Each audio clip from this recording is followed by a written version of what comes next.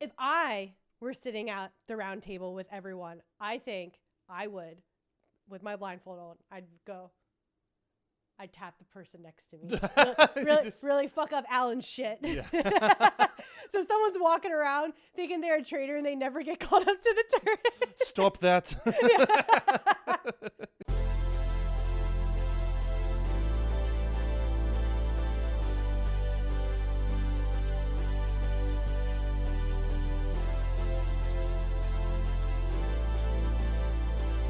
Backdoors and Blindside starts now. Oh, shit. We're back. Oh, fuck. It's happening Holla. B&B 2026. Jason Derulo. Sounded just like him. We're Backdoors and Blindsides, and we are fucking back after a month of holiday bullshit and illness, and we've got new TV to talk about because that's what we do on the show. If you're finding us for the first time, we talk about television, specifically competition, reality television. We have a backlog of Survivor and a Big Brother recaps, and we are back with our third season of this show, covering maybe the biggest show in this world of TV absolutely. right now, which is season 4 of The Traitors, streaming on Peacock, which you've seen all of it, right? Yes. You've seen it up to this current season, and I had caught fragments of it, but to do a little homework to get ready for this current season, you advised me to go back to season 3 because that's a good place to start. I watched the first episode, and then I watched the rest of it in like 2 days. You was truly like a binge for you. You went after it, and I was kind of watching it in the background with you as you were, plowing through it. I think I was working or something while you were watching a majority of it, but I was like, oh my gosh, he likes it. He really likes it. Look, I've said before, like, I'm a Big Brother guy. That's still my show. Traitors is the better show right now, because they have learned from 20 plus years of all of these different types of TV shows, and they've really made it, I think, the best product that they can. It's got the cinematic quality, it's got the bingeable aspect of the way that it hits straight to streaming. They can play with the format because there's no broadcast, there's no commercials. I am thoroughly impressed. And kind of has those like metal challenges for you. Well, it looks fucking cool. There's skulls and fire and cult illusions and all of that stuff. So I think that kind of like piqued your interest too. And it's got star power because it's pulling from. He's a big fan of Mama Kelce. Yeah, I love Donna. Well, we'll get into that. Let's not bury the lead. But pulling from all these different areas it's good for business because you're going to pull in all these different types of audiences. But I think it also makes for a great game because it's not all gamers, which means that you're forced to play a little differently than you would if it was all gamers. If you're on Big Brother, you're on The Challenge, you're on Survivor, you're used to being in a house full of gamers. Everyone's strategic, and you can't rely on that going into the Traitors Castle because you're also playing with people who are fans of this particular game but come from different backgrounds. They don't necessarily come from a strategic background. They come from a background where it is all about interpersonal relationships, or they're performers. Maybe they're actors, right? And so I think it makes for a great fucking show. And I understood after watching season 3 why it won the Emmy, and why, especially when that season aired this time last year, everyone was talking about it. So huge fan. This is the official Traitors podcast, by the way. I saw it got plugged at the start of every episode on Peacock. They say listen to the official Traitors podcast. That's this podcast. Shout out to the plug. There is an imitator out there hosted by Bob the Drag Queen and Boston Rob. They're kind of ripping off our shit, but we'll let it slide. It's their first go around being podcasters. Everyone deserves a shot. I mean, they are ripping us off straight up because Boston Rob is the guy who comes to the show with 25 years of, he's the Meg of the show. He's got 25 years of show and game knowledge, game analysis to bring to the show. And then Bob the Drag Queen has 10 years of podcasting where everyone's fucking disrespected him and talk shit to his face. And now he's finally getting his chance to shine. So you're my little drag queen. Yeah, exactly. But we'll work out maybe a super show deal with them at some point. We're gonna let them, eat their cake for now, have their laurels. Is that the expression? Sure. I don't fucking care.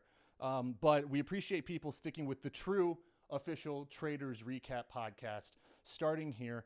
And this episode is dropping the week of 5 episodes have aired, basically. And if you're listening to this very first show, the format of Backdoors and Blindsides covering Traitors is episode by episode. So we will do a podcast on episode 1, podcast on episode 2, and so forth, even though they're dropping these episodes on streaming in clusters, I think until the following week, just to make it easy to stop and start whenever people want, or if people are coming back to the backlog at any point. And we're a little behind schedule because I have been out sick for the last, almost 2 weeks now. And so I'm finally tapering off of that. If you hear a little bit of my congestion still lingering, it's because I instead of hitting the vape before this, I had to hit my inhaler right before this. You got that good shit. Yeah, I got that good shit. Also very addictive if you abuse it. Is it really? Yeah, it is. Can I get some? No. It is my prescription. We can't share prescriptions.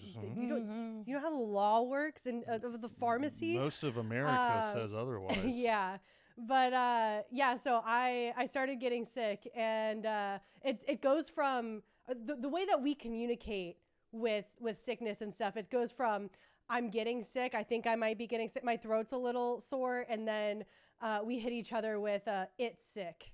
Yeah. Referring to yourself. Because like you become a fucking monster. Yeah, you become just like this object that resides in the house. Cohabitant monster. This bump on a couch that just blows their nose and sneezes and coughs, and it was sick for like 2 weeks. The dogs have more sentience and free will than any individual who gets sick in this house. I think I've beaten the dogs out a little bit at this point in time. I'm back to being, leader of the household. What was the best moment of your time at home while sick? Because I kind of fuck with being sick for like a day. It was probably 4 days ago when I finally got the NyQuil Congestion DM Plus. Like the 3rd shelf NyQuil, the stuff they don't really want you to see. Yeah, that shit. Yeah. I took that and I fucking tripped balls dreaming in Portuguese. Yeah, pretty much. Yeah. But I couldn't believe I waited this far into the sickness to indulge in such life. When we launch the Patreon, we should do a NyQuil show. Oh no. We'll need a babysitter for that, but we just take a bunch of NyQuil, turn on the mics, and let shit go. No, I want less NyQuil because less NyQuil means I'm not sick. But anyways, enough about it being sick and back to our regularly scheduled broadcasting. We have a cast that's in front of us right now. Let's start with episode 1. Let the cards fall as they will. And we have the cast broken up into 5 different groups. Some are just kind of lumped in with others, but it's generally based on where they come from, the background that they're bringing into this game. And because this is a show about games and gamers, let's start with the gamers, our main area of expertise. This is where most of my knowledge will lie. I will say I am not a Housewives consumer. I don't really watch any of that.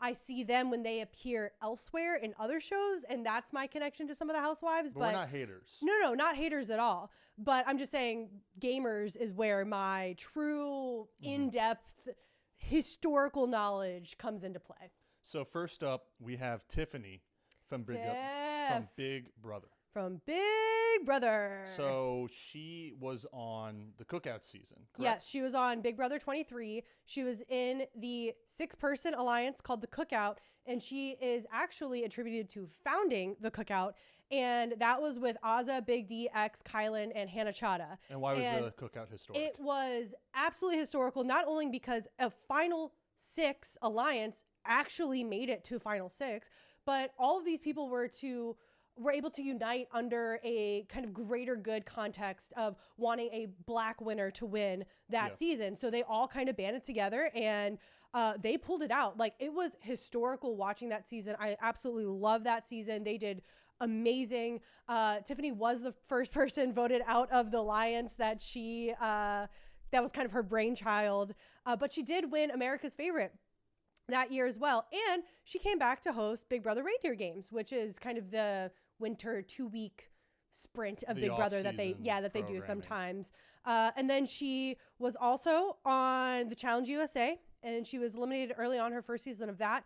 And then she came back again for a second season of Challenge USA. She placed a little bit better, but still kind of in the middle. So love Tiff, big fan of Tiff, and glad she's back on our TV screens. And then we have our other Big Brother player on season 4 of the Traitors, which is Ian. Yes, and he was Big Brother 14 winner. So he started out as kind of this geeky super fan of the game, and he was actually aligned with a BB legend, Dan Giesling. He came back to play for that season, and the two of them ended up being in the final 2 chairs together, and he ended up winning it and pulling out. And he's super good at challenges. He's really competitive. And then he was also brought back for Big Brother 22 and placed a little worse. He placed 11th in that one because he was so good this season before that people thought that, you know, they had to get him out early while they had the chance. Moving on from Big Brother, which again, my show, I'm always biased towards Big Brother players. I loved watching Derek run around in the last season of Traitors. I'm going to talk about Derek a little later on as we cover this show and who reminds me of him in this game. We move on to the gamers from Survivor, starting with Natalie. I love Natalie. Jacked as fuck. She Natalie. She has me feeling some type of way with, you get that the angle of like her kind of inner bicep, you got that vein popping out in it. I'm like, ooh, Natalie, stop it. But she's probably the most experienced gamer of this season of the Traitors. She has by far done the most out of all of them. And by that, I mean, has been on our TV screens prime time the most. So she was on Survivor Blood vs. Water. That was season 29. And she actually played with her sister. And she killed because she won. And then she came back for season 40, Winners at War. So a bunch of past winners came out. And something interesting here, she was the first person voted out. Because, again, she played so great in her season 29. She was strategic. She was a powerhouse. She was manipulative. She was orchestrating a lot of the big moves. So people are like, we got to get her the fuck out of here.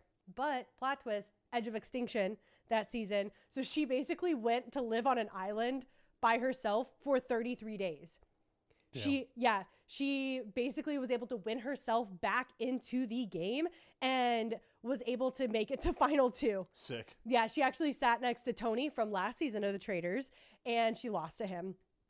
She was also on 2 seasons of The Amazing Race. That would be Amazing Race 21 and All-Star Season 24, also with her sister. And then she was on The Challenge, Double Agents. And unfortunately there, she was medically DQ'd. She found out she was pregnant on the challenge, so they were like, this is unsafe for you to be on the challenge while this is, while this is happening. And unfortunately came out later that she had a miscarriage. Holy shit. Yeah, it was a super tragic story for her, but that was the only season of the challenge that she did. But overall, she's been on 5 other powerhouse shows that we cover.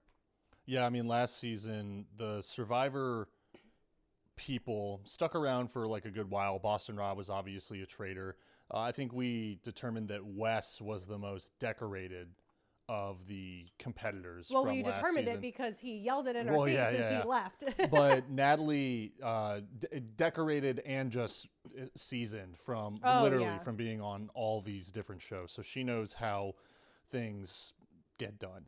Keeping in the Survivor camp, we have Rob C. Yes, Rob C. So he was on 2 seasons of Survivor. He was on Amazon, which was season 6, where he placed 3rd. And then he was on the All-Star season 8, and placed a lot worse, placed 15th.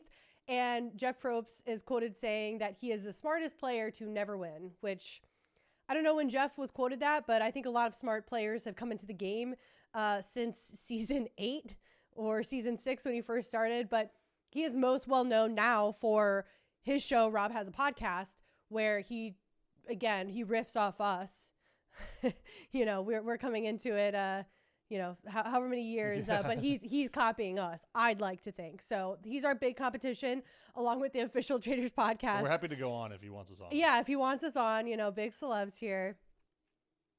And then we have Jam Jam to close out the gamers in Traitor Season 4. He is our winner from Survivor Season 44.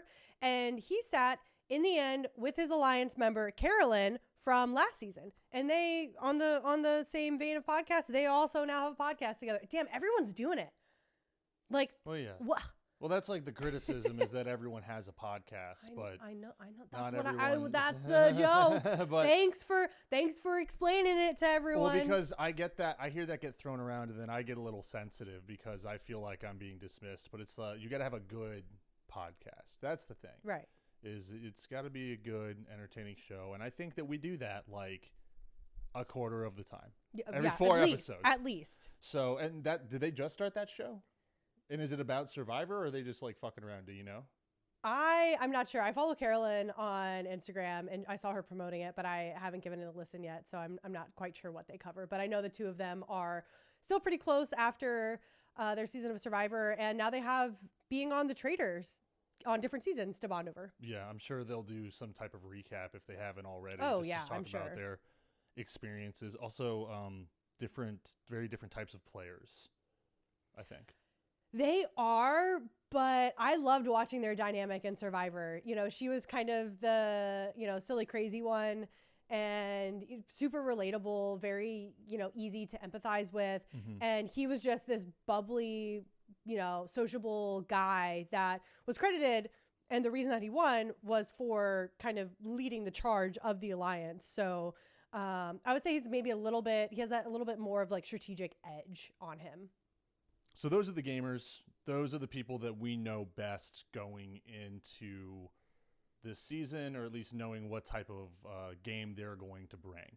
Let's move on to the Housewives, which is the other, I would say, most dense group of like kind of bonded players as they come in.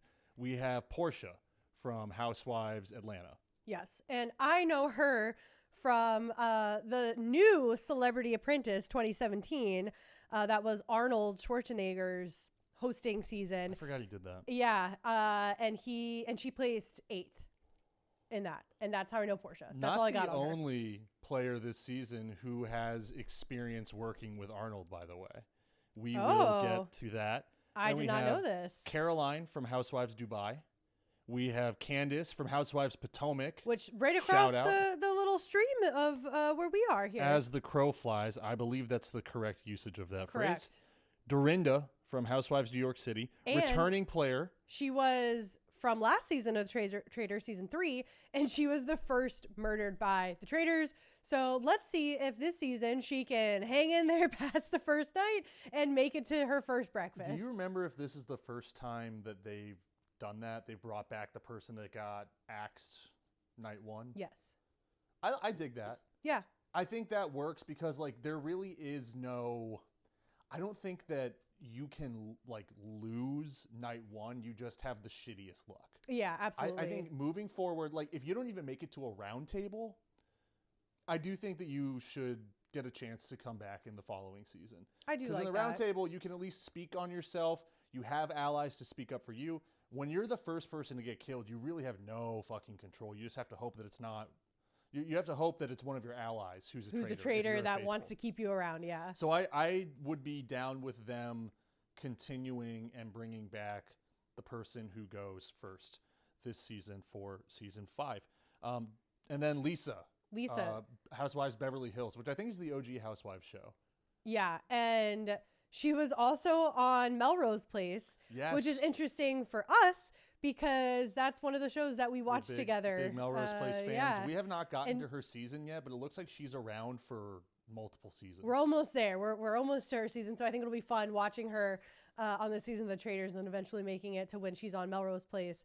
And she was also on Celebrity Apprentice, not Arnold's version, the other guy's version, the original version. And she was on 2 seasons of that.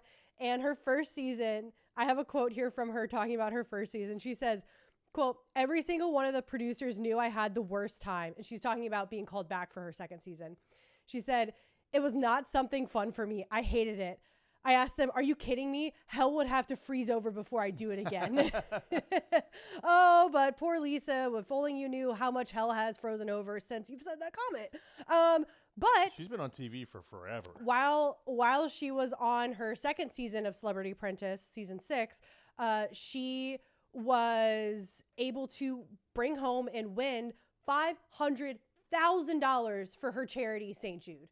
That's incredible. Right on. Incredible. $500,000 you brought to charity with your name on it. That's amazing. And she seems pretty over with everyone. Like I said, she's been on TV, I think maybe the longest out of any of Yeah, them. she might be. We talked about the gamers being, Natalie being the most decorated gamer. I think, in my opinion, Lisa's probably the most decorated housewife, to be around most frequently. Her and Rappaport, I think, have just been in the cultural zeitgeist the longest, just in the public eye.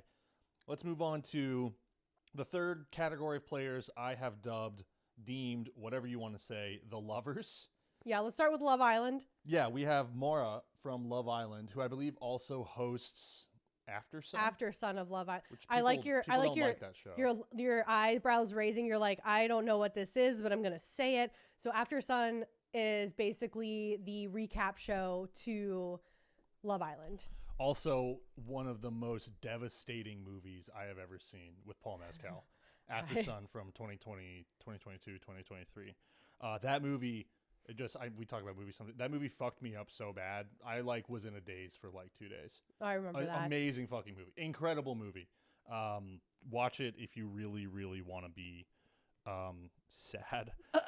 Keeping in the Love Island world, we get Rob R., who I think was U.S. Love Island season 5 or season 6. See, I only started watching Love Island, the last one, like Huda, I'm a Mommy, that Love Island, because a bunch of our friends were pressuring me to watch it. Like, you watch The Bachelor, you watch, Temptation Island and all those other shows. Why aren't you watching this? And I'm like, I don't know. I don't have time for it. It's also when I'm watching Big Brother. But then that season actually aired right before Big Brother. So I watched that. So my Love Island knowledge only goes so deep. Our last lover. And one of the more controversial cast members. Dare I say, not the most controversial, but one of the most controversial cast members of Traitors season 4, Colton from The Bachelor. Pissed that this fucker is on my TV again. I hate this man. I do not like him. And I don't like him. So I'm going to have a really hard time enjoying this season of The Traitors whenever he is on my TV screen. Who is he to me? I'm just trying to, I know, look, we've been watching the show together. Deadpool. I know you don't like this. Oh, raw. Okay. Oh, that sucks.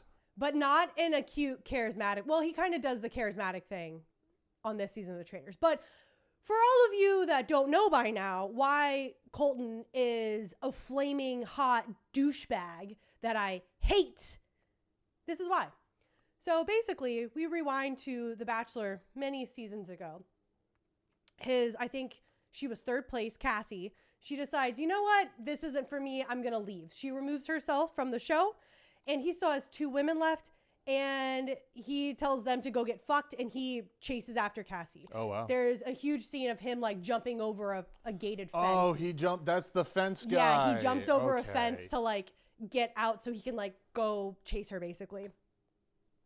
They date for... When he escapes the Bachelor compound? Yeah, I think they were filming on location somewhere. So whatever compound they were in.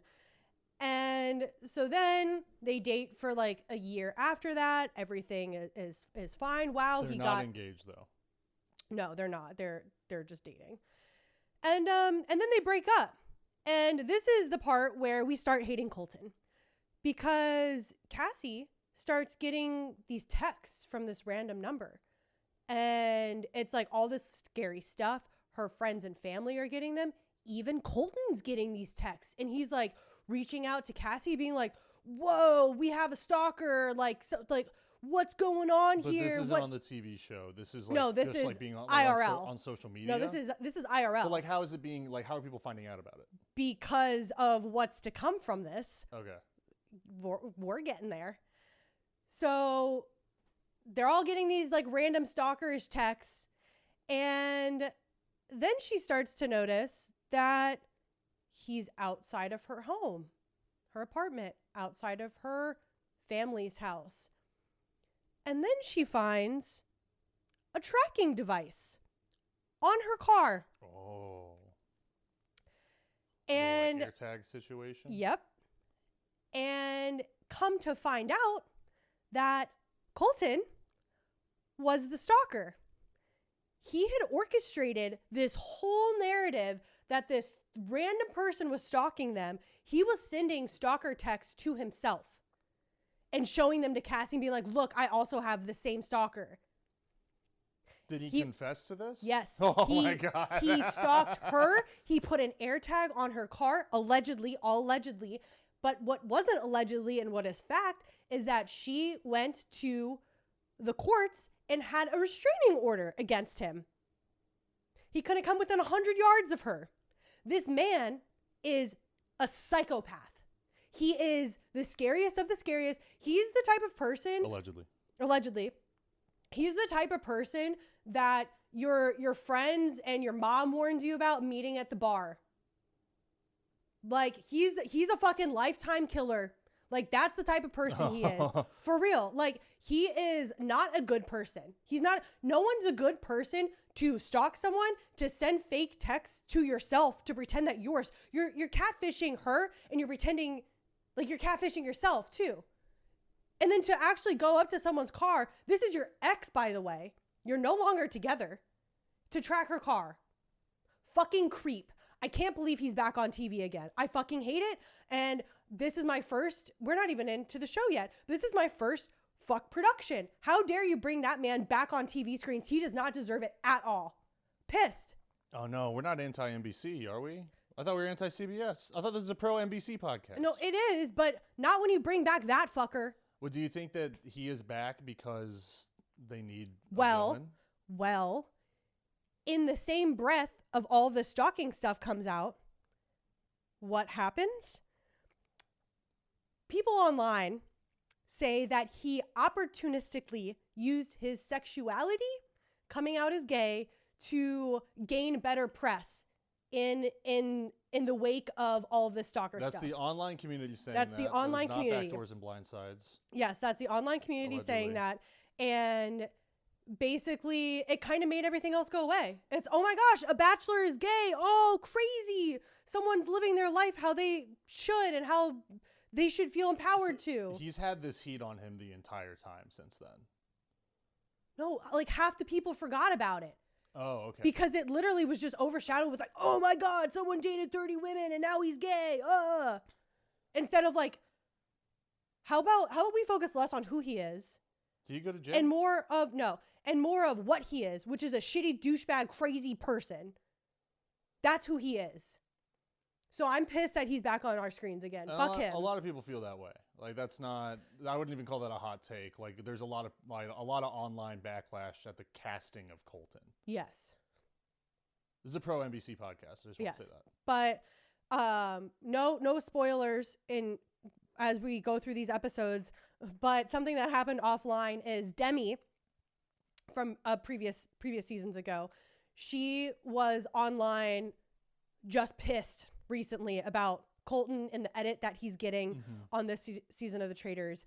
And she basically catalogs everything that I just said as well, talking about his past, like how dare he be on our TVs again? What the fuck's happening with this? This is a former member of that show. She was on his season. Yeah. Okay. And she was friends with Cassie, his ex, the person he stalked, the person he put an AirTag on her car, the person that he sent fake messages to, the person whose house he was outside of. She was being basically like broke down everything and was like, why is he on TV? He blocked and unfollowed her. Yikes. I hate him. Yeah. I wish nothing good for him on this season. We can say we can say that we hate him. Yeah. Yeah. Everything else is we're just relaying online allegedly feedback, and it's all alleged. Joke comedy. The hate is not alleged. The hate's real. funny podcast. Ugh. The hate is I'm not kidding. Like, whenever he's on my TV, my blood boils. I can't stand seeing him. I'm just like, what a fucking disgusting, low-life manipulator person. And, like, yeah, he probably does need help. Yeah. Damn. Pissed. That's a huge dice roll. For some, I mean, I can't remember if anyone from previous seasons had that type of, like, specific controversy. Like, controversy that involves another human being, another television personality. Yeah. That's the interesting part. And guess what? Where's Cassie been this whole time? Yeah. No one knows who she is, what she's doing. And maybe she doesn't want to be in the spotlight. Maybe she's like over it or whatever. But the fact that this man keeps getting served to us on our televisions, I can't believe it. Like, he is a predator. A predator. Allegedly. So our next group of competitors. Give me something better. The competitors / the athletes. Folks who have been on television competing by their own talents, their own means. They're not on, like, programmed TV, like a game show or anything like that.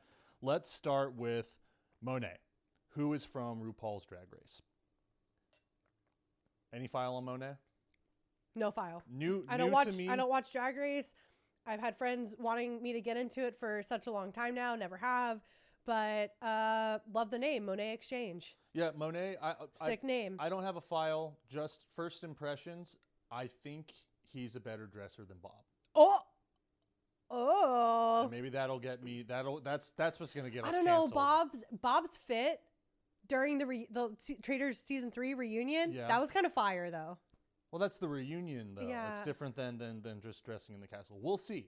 Okay. That was just my initial take. Please don't cancel me. Like the vibe though. Then we have Mark from Dancing with the Stars. Again, really don't watch Dancing with the Stars, but huge resurgence though I because want to know the Irwin kid. Yes. The Irwin kid. What's his name? Robert Irwin. Yeah. And from season 3, Dylan was on this season of Dancing with the Stars as well. Everyone's watching Dancing with the Stars again. Yes. I thought it was just my mom.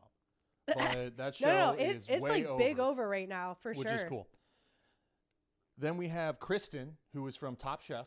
Which I've probably seen her around, but it doesn't, it doesn't visually ring that much of a bell. And pretty much all the chefs with the knives tattooed on them, they all look the same to me. Well, I think it's cool that they are going into like cooking reality TV as well. That's not really where my mind goes when I'm thinking about Traitors. Give me some Daddy Ramsay on the Traitors. Well, yeah, that would have to be like the ultimate celebrity Traitors. Yeah. Would be Gordon or something like that.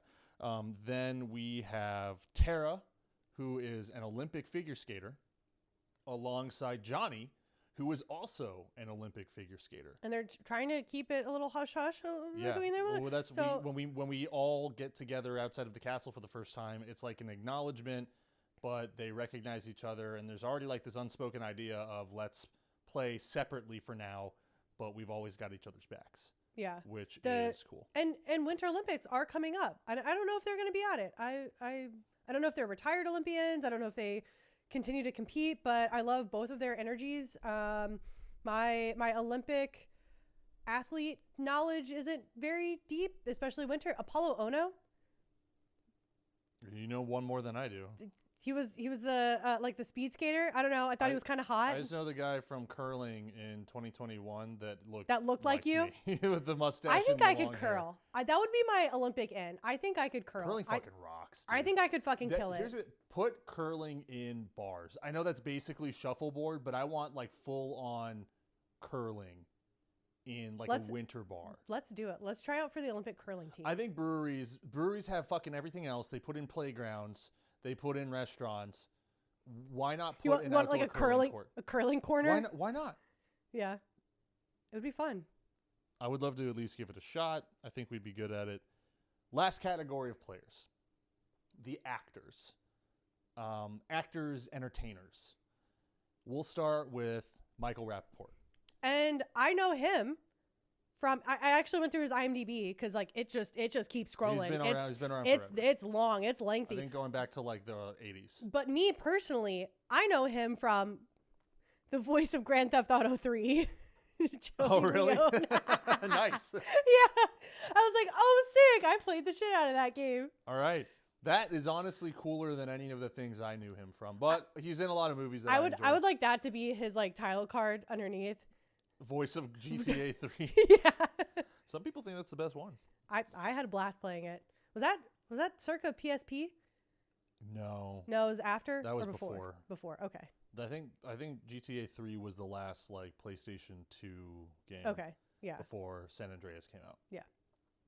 So Michael Rappaport, he's been on TV, he's been in movies, he's been on like Barstool.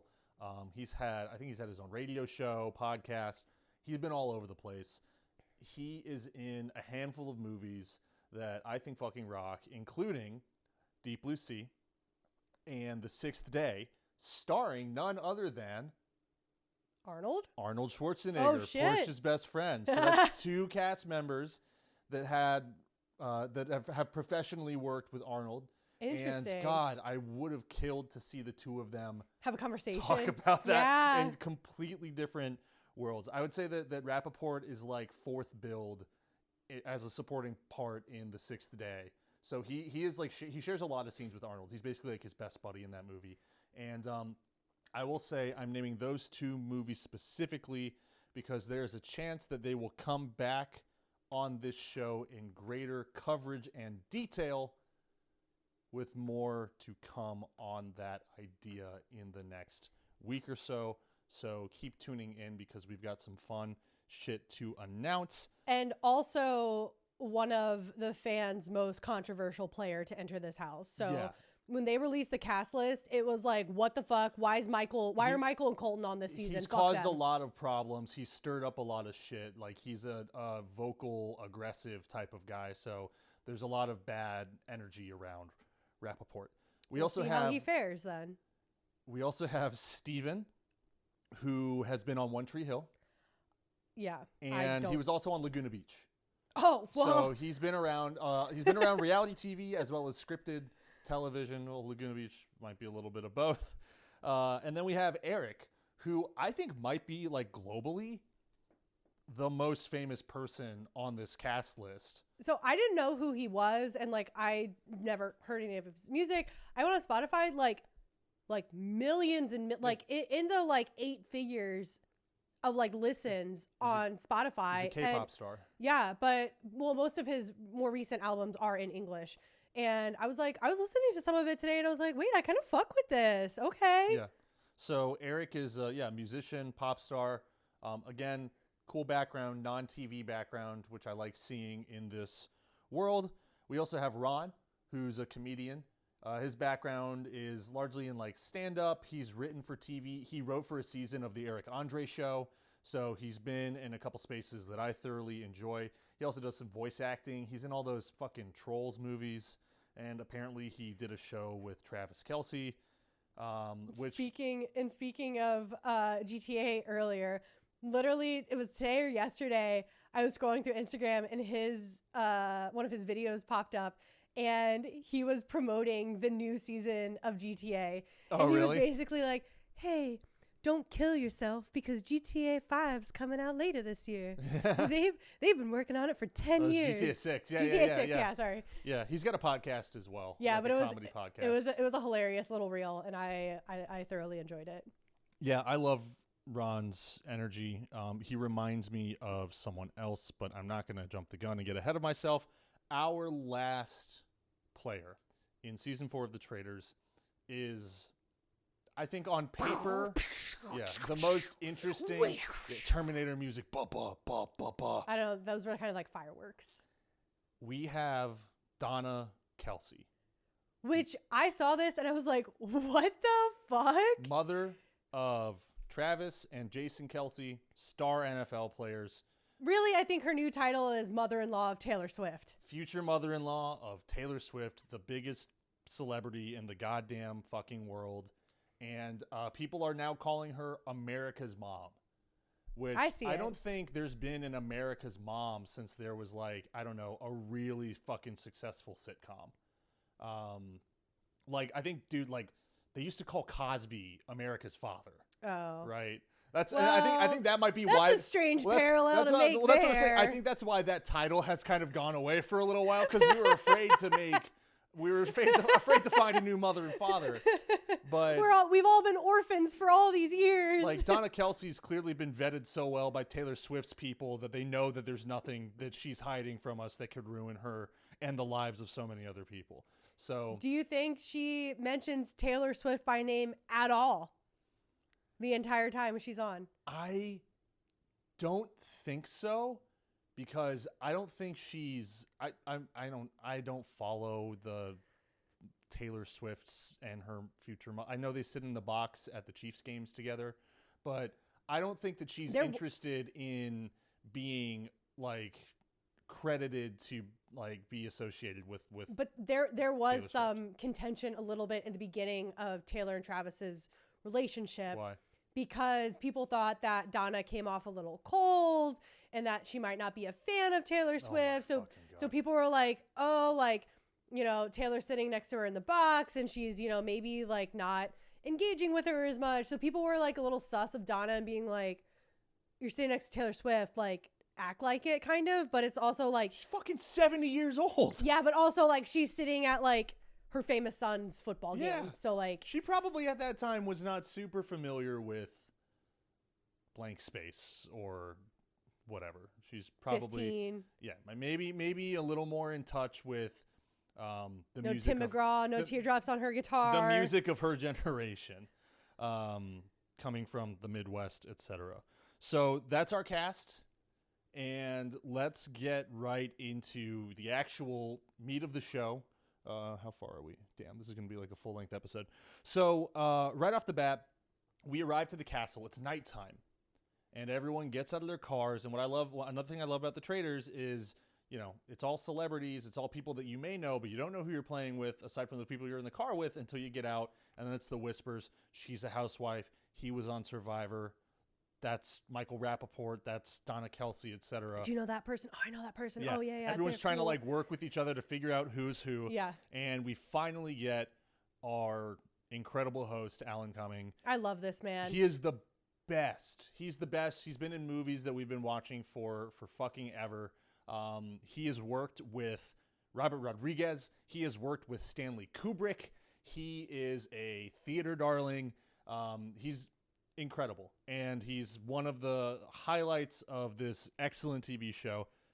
And we get right to it with an announcement that the first traitor is going to be chosen in plain sight amongst everyone who's arrived at the castle. And the way that this is going to go down is everyone will walk up to Alan, who has his back to the crowd, one by one, and surrounded by his, you know, druids with boxes. And he will show them a tarot card. And that card will say faithful for all of them but one. One of them will read traitor. You're supposed to receive that, understand that you're now a traitor, return to the group. So as soon as you get out of the car, you've got to work on your poker face, at least one individual. And right off the bat, everyone in the crowd is studying each person as they go up. They're trying to read facial expressions. They're whispering. Jam Jam points out Donna Kelce immediately.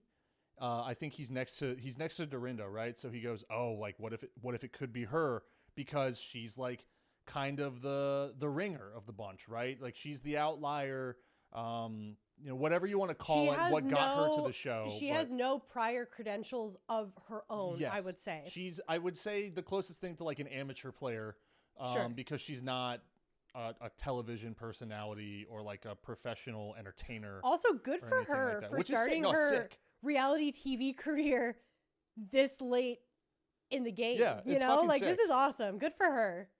Dorinda mentions to Jam Jam, well, if you can't come after Donna Kelce because the Swifties will get you. Which is hilarious. So I think she really came in there with this like kind of fortress, this invisible fortress built up around her from the Swifties, because no one wanted to get called out by getting her out for, you know, The first being a scene Swiftie. of this season, someone is already mentioning the dangers of coming at Donna Kelce for the risk of Swifties coming after you. So I've started a counter. I don't want that heat. Swiftie mention count is at 1. I want to point out that this is we are pros. Are we pro? We're pro Swiftie, pro NBC, Taylor Swift podcast. I wouldn't say pro Swiftie because I'm not. Hang on, don't fucking. No. I'm not. It's gonna be on the internet I forever. know. No, I'm not saying I'm pro the fan base.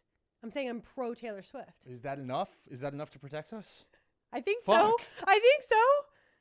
Listen, I was a fan of the debut album. I had a fucking CD of that shit.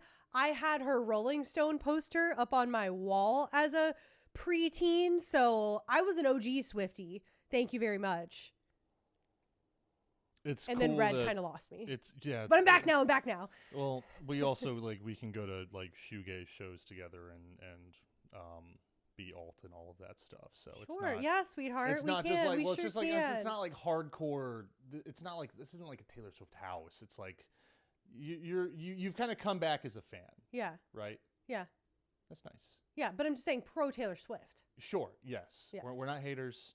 We're not coming after the Swifties. We're just observing that Donna Kelce is coming in with this incredible suit of armor. Yes. At the which I don't think really any of the other players have. No.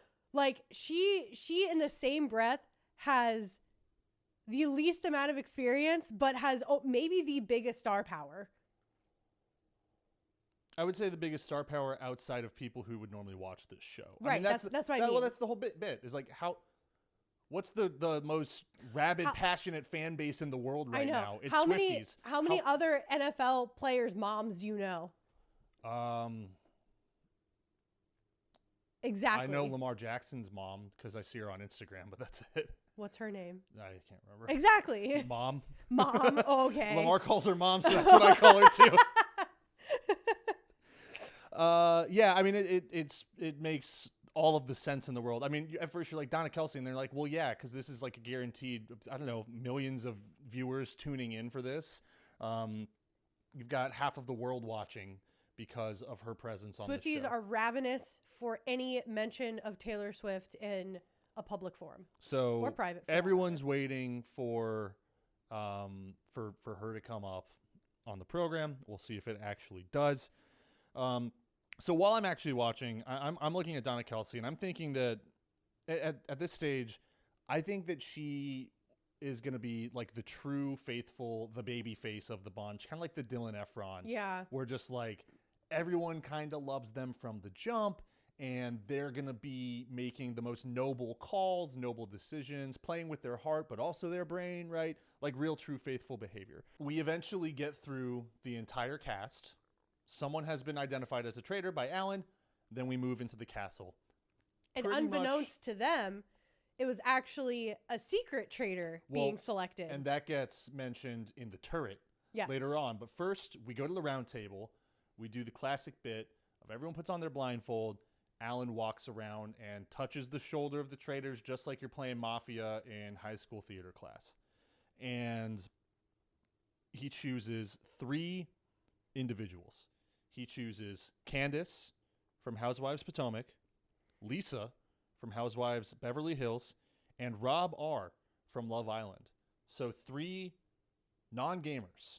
Yeah, 3 as the majority of the traitors. Like I had no idea who Candace was coming into this, no idea who Rob was, and again, my knowledge of Lisa was from over a decade ago when I saw her in Celebrity Apprentice. So like it's like, oh, I know you, but like not very well. So I have no idea how these 3 are going to play together.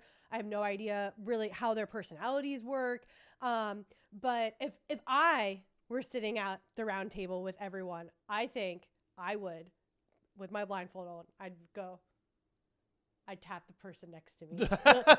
Really fuck up Alan's shit. Yeah. So someone's walking around thinking they're a traitor and they never get caught up to the turret. Stop that. Oh, fuck.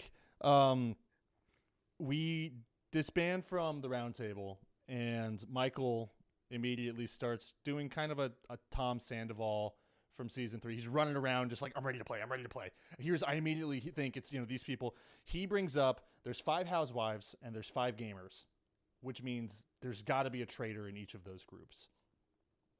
I understand the line of thinking. And if you should, you want to start playing the moment you get into the house. Sure. That's how you... The moment you get out of the car Yes. on the driveway. And it's clear he's like a super fan of this shit, and he's chomping at the bit to play. I think that his head is in the right place, but dude, you got to shut the fuck up, because he's just blabbing this in front of a big group. You make a note on your notepad in your bedroom. You find your number ones, 2 or 3 people that you want to be really close with, or maybe just one person who, by the way, is in neither of those groups if you're suspecting those groups, and you confide in them. But instead, he's immediately bringing attention to himself, putting a target on his back, because he is calling out half of the house, basically, and saying, everyone else, look at these people. The first fuck up in what I am concerned will be a series of less than ideal moves from our friend Michael Rappaport. Let's move on to the turret, where our 3 traitors meet. They see each other. They realize that they're all traitors together. I want to point out the difference between this season and last season. What? I was just going to say, before we jump into the turret, actually, you have Candace going around saying, oh, it might be Lisa. Lisa could be a traitor. And this is when they don't know who the other traitors are. Right. And I was like, no, shut up. Yeah, that I forgot all about that. Yeah, again, if you're a traitor, shut the fuck up. Yeah, you don't need to be saying that right now. You've got probably you got few hours. Maybe you don't know who your traitors are before you can go up to the turret and then figure out your game. That's the thing. If you're a faithful, you start playing immediately. If you're a traitor, shut the fuck up and just hang out, have a little wine, go to bed with everyone else. The game starts for you when production comes knocking on your door. Yeah. So we go into the turret. Everyone reveals themselves. I want to point out 3 non-gamers where it was majority gamers last season with Carolyn and Danielle, and Rob alongside Bob the Drag Queen. So we've at least at this point, it looks like we've kind of flipped and that. Brittany was a late right, but like starting out the game. But but across all of the traitors from last season, overwhelmingly gamers. Yes. So Alan arrives and tells them that there's indeed the 4th traitor that he chose in front of the castle when everyone arrived is a secret traitor, meaning they won't know each other's identities. Our 3 identified traitors will not know the secret traitor. The secret traitor will not know these 3 identified traitors, and the secret traitor will work alone, providing a short list every night to the other 3 of who they can choose from to be murdered. Which this twist kind of got a lot of controversy online. People are like, oh, this fucks up the game. I don't know. I think it's an interesting twist. I don't think it really fucks anything up, because the traitors, the OG known amongst each other traitors, are still the ones doing the killing. And it's not like the secret traitor can get one of them out in a murder. The traitors have an incredible amount of power very early in the game, because there's no suspicion, there's no investigating yet, there's no round tables. I think they do need a bit of a handicap to keep things a little even. Yeah, and that's what this is. It's not like a true fucking them over. It just makes it a little more complex in the decision making. And I watched the 2 Netflix seasons of The Mole. I binged both of those while I was sick the last couple of weeks. And that twist kind of reminded me of that a little bit, where the mole is, a single unknown person doing things in the house, in challenge and things like that. So I thought that was an interesting twist. I'm excited to see where it goes, who it is. I'm for this twist. And something that always kind of irked me just a little bit in previous seasons of the Traitors is the fact that the faithfuls really have no agency. Like, a traitor can just come kill you because you looked at him weird, So like you have no way of protecting yourself if you get a shield, maybe. So I think the fact that there is a short list inadvertently kind of protects some of these other faithfuls while they go. So they don't know that, obviously, that the faithfuls don't know that there's a short list that the traitors get to pick from. But I think that it adds a little bit of a safety net for some of those other faithfuls. This back and forth will continue until they have a chance to unite, deemed by Alan, basically. They disband. There's no murder on the first official night as the traitors are identified. We go into the following day with the very first mission of the season.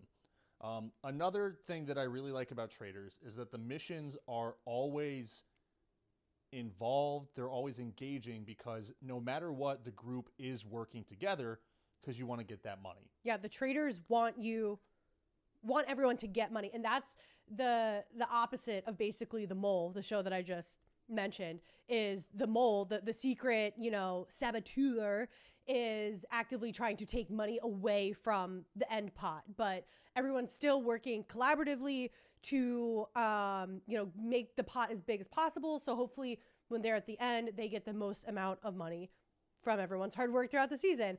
And before you get into the nitty gritty of this first mission, something that I do really like about this challenge just generally, I think it's really cool because it's operating on multiple levels. So you have the full team game that's happening, and then you have the kind of sub teams that come up, and then you still have an individual game being played. So there's all these different levels that you can play on or be perceived to be playing on. So I think it's interesting how everything kind of comes together. Yeah, it's you are successful no matter what, or like you as the viewer, you are rooting for a positive outcome no matter what, instead of rooting against people to win, or I guess the only thing you would be rooting for is like certain people to not get shields if you don't want them to stay in the game. Colton. So this mission is on the lock, and we arrive to the lock, and there are floating coffins all over the place. Like 100 of them. Already mentioned this. It's fucking cool. The Traitors is all about death and the imagery surrounding death. It's just, it's cool and interesting. It's cooler than any of the other shows. It appeals. If you like that type of shit, it's appealing. I think it just makes it more exciting. If you're a sick fuck, Traitors is for you. Yeah.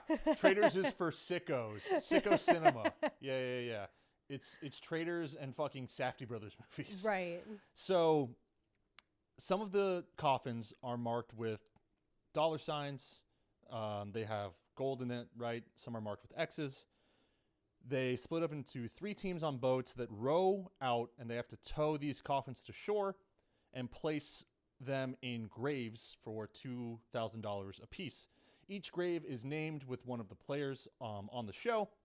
Players with coffins in their graves at the end are up for murder by the traitors that night. So we split into 3 teams, and I want to point out pretty early on, Johnny is shouting out, what everyone should be thinking going into this. We got to work to get as many coffins as we can, even just outside of the money, because there are more coffins than there are dollars that they can win. You want to fill as many graves as possible to make it a harder decision for the traitors, and also just generally safer for everyone else.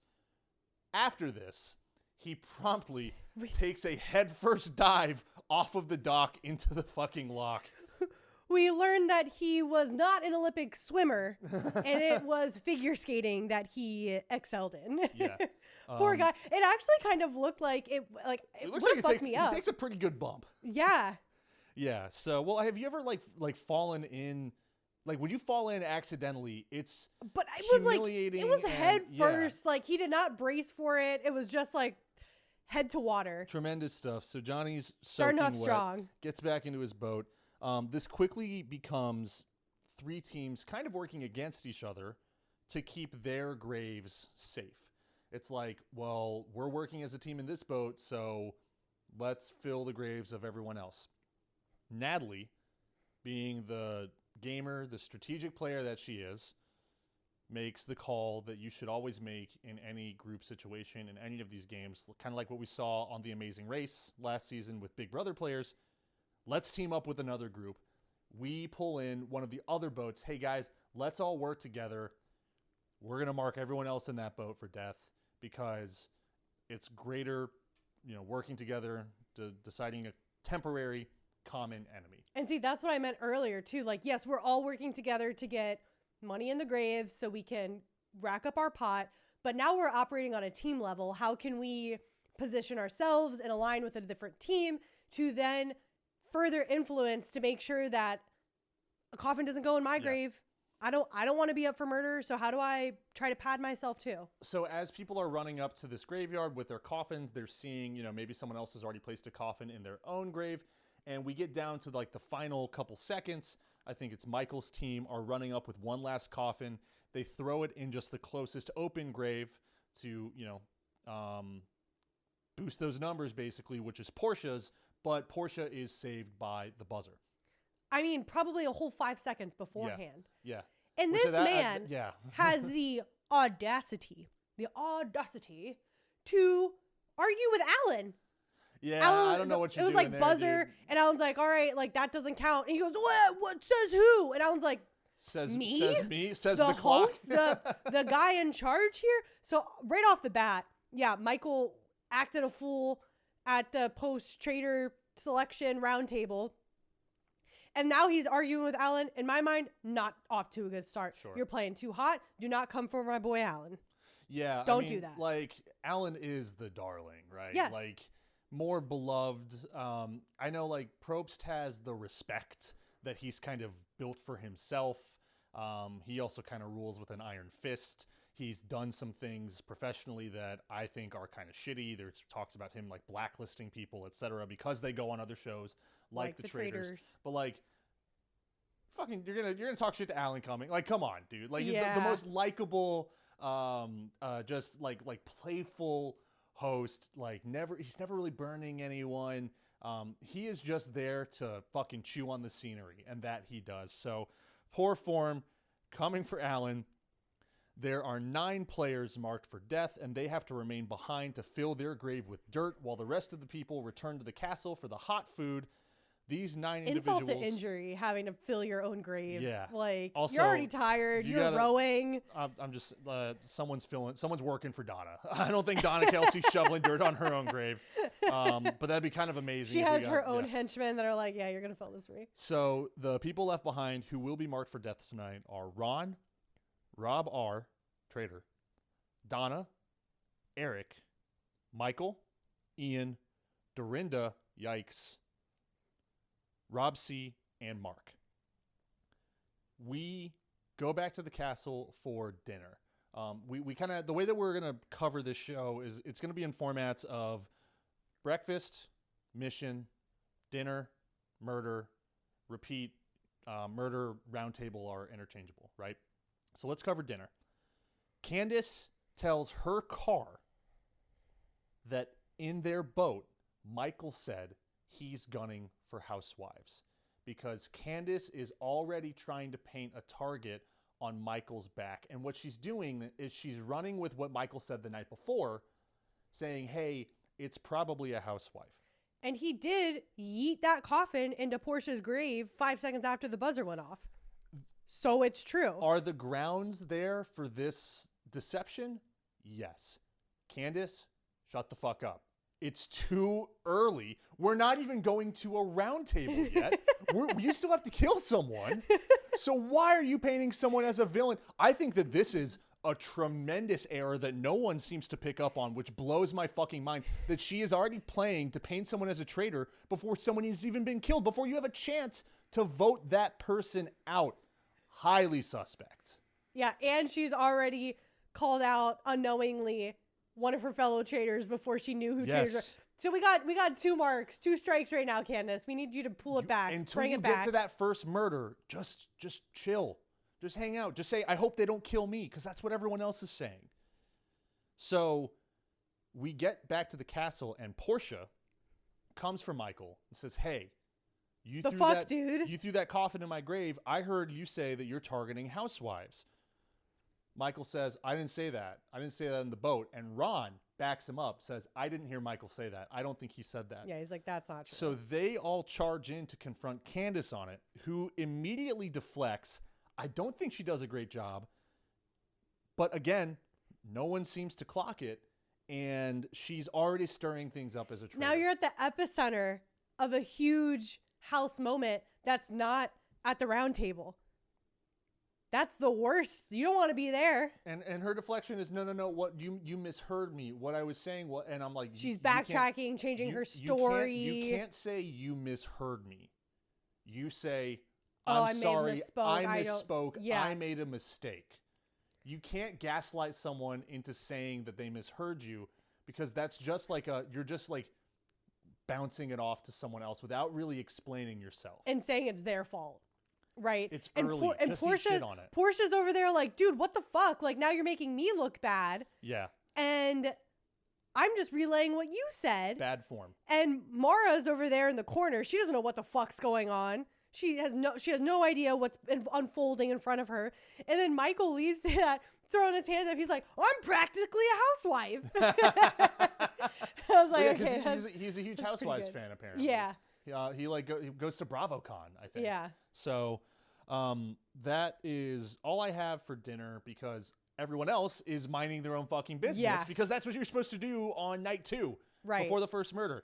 So let's go back to the turret. And unbeknownst to the other players on the murder list, that list gets consolidated even more by our secret traitor. So we get Rob R, Candace, and Lisa are in the turret. They receive their shortlist. This shortlist is Rob R, traitor. We can cross that one off. Yeah, he's not killing himself. Ian from Big Brother, Mark from Dancing with the Stars, and Eric the pop star. What I realized watching this, because I saw Rob R's name written down, the secret traitor hypothetically could get it all wrong, write all 3 traitors' names, force them to kill the remaining faithful, whoever it could be, even if it's bad for their game. Oh, and dude, I didn't think of that. And I mean, that could happen at some point this season. True. So that is where I really started to see like the conflict that the secret traitor could create that does make this really interesting. So we'll see. We'll see where we end up if the secret traitor starts to play in what I would call the wrong direction, because they're all playing for the same pot at the end. But I want to end this episode because we do not see the murder at the end of the show. That's the Traitors format. We normally, it's revealed in the following episode at breakfast. Keep you hanging on. Who do you kill if you're the Traitors from this list of 3, Ian, Mark, and Eric? So again, back to our kind of rundown at the beginning of the show of, our knowledge of other players. I don't have a historical reference to make any assumptions about Rob R, Eric, or Mark. Obviously, Rob R is a traitor, so he's off the list. Let's not even talk about him anymore in this scenario. So we're looking at Eric, Ian, and Mark. In my opinion, you have Eric and Mark who are kind of on one of the outer rings of the players, meaning that I think closer to the core of the show are those gamers and those housewives, and then it kind of expands from there. I think Eric and Mark have the least amount of relationships within the house, so I think they're considered random, right? They're kind of a random killing. Which is typically a safe bet. Sure. But now we have Ian, who, again, is a mastermind. He has one big brother. Personally, I would love to see Ian make it far in this game, because I think we're always rooting for Big Brother players. Sure, that's our bias. And this is his kind of like reality TV comeback. He's kind of got that like salty salt and pepper hair happening. And for a second I was like, okay, Ian. Handsome Ian. Okay, handsome Ian. Okay. But I will have to go with if I'm a traitor, I'm killing Ian based on my personal knowledge of Eric and Mark, not really knowing who they are, how they will play, not being a gamer, right? Ian's our only gamer in this scenario. So I would go with killing Ian. This as is a traitor. An easy decision for the Traitors. It's no contest. It shouldn't really even be discussed, because if you did your homework and you've watched previous seasons of Traitors, let's just call back to season 3. It won the Emmy. I think it was terrific. That game was run by gamers for a long time, both traitors and faithfuls. And I want to call out Derek specifically. Derek was hot on everyone, and they killed him at the right time because he was going to get out Boston Rob or Danielle or any of the other traitors that came and went during that season. Derek was from Big Brother. He was a winner. Ian is from Big Brother. He was a winner. I think that his background compared to Mark from Dancing with the Stars and Eric the Pop Star, it's a no-brainer that out of those three, he's the one that you kill. And that's what's interesting, right? Is like you really have to think about, you know, this shortened list. You're basically playing traitors like it's the end of the game at the very beginning of the game. Right. Because you've got the smaller group to kill. And you don't know who the secret traitor is at this point either. But we do get information from this short list. We know it's not Eric. We know it's not Ian. And we know it's not Mark. And obviously, we know it's not Rob R. because he's an OG traitor. So those people are off the list. So who at this point are you suspect of? Who would you, if you're a traitor, who are you thinking is your secret fourth accomplice? So going back to this short list, it's 1 gamer and 3 non-gamers. Yeah. I think that you could maybe think that it's a gamer because the traitors are also non-gamers. So like a lot of non-gamers have already been crossed out of like this potential list of the secret traitors. But I gotta be honest, just from like someone who watches TV, like I said, we love to talk like inside baseball. This is what production is doing to create their TV show. It just makes sense that it would be Donna. I mean, what other bigger star power, right, would that traitor have? Yeah. Right? Like a heavy hitter. She would truly be she walks in the room and just jaws are on the floor. Oh my God, I can't believe she's it. The Swifties are freaking out because she's up there in the turret killing got people. The power, yeah. Right? Because at the end of the day, the traitors have the most screen time. Yes. Right? Who would benefit and what would benefit Peacock the most from our little detective tinfoil hat, right? I agree with you. I would think at this point in the game that Donna would make a fantastic secret traitor. Well, I mean, it's going against her. Oh, you're my mom. You're like my mom. You remind me of my mom. You know, America's sweetheart kind of thing, right? The biggest 180 would be for her to be a traitor. Yeah. Not only does it make sense for the production side, but you want her to stick around this show because she's got that audience that wouldn't normally be watching. Right. How do you make sure she sticks around? She's a traitor, meaning she can't get marked for death. Right. She would have to be like exiled, and I think in order to be exiled, she would have to banished.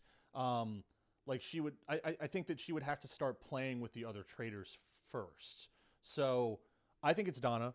We'll see if we learn any more in episode 2, because again, we won't know the secret traitor's identity until Alan arranges for them to meet. Which who knows when that could be at the end of the show. True. That would be crazy. But I don't think it's another housewife. I don't think they have 3 housewives up there.